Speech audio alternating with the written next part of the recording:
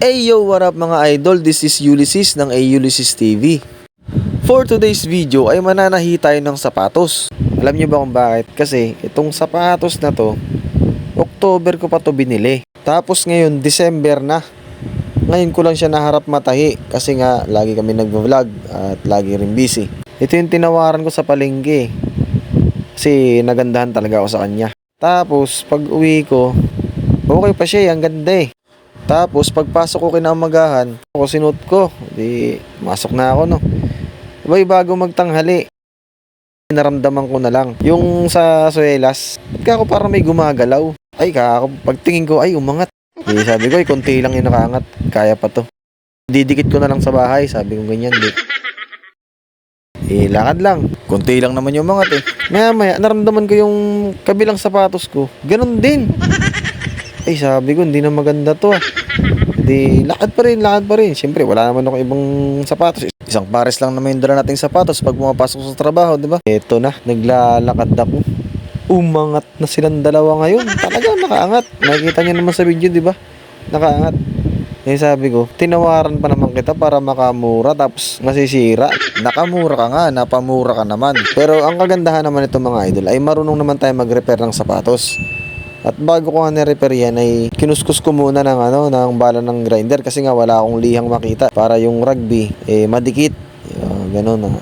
Gagawin mo siyang magaspang para maging madikit bago mo tahiin para talagang matibay.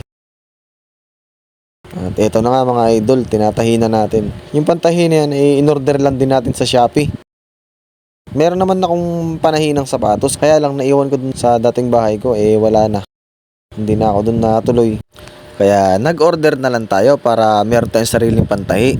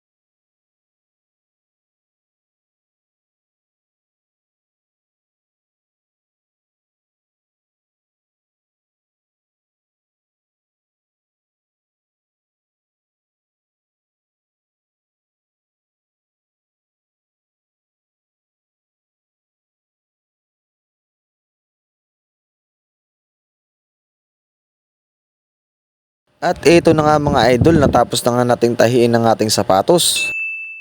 Sa mga gusto pala magpatahi ng sapatos, i-message nyo lang ako. PM nyo na lang ako kung gusto nyo ng ganyang tahi. O, diba? Kita nyo naman, pulido yan mga idol. Solid yan, hindi ko lang basta tanahiyan. Talagang dinikitan ko pa yan. At napakalinis naman talaga mga idol.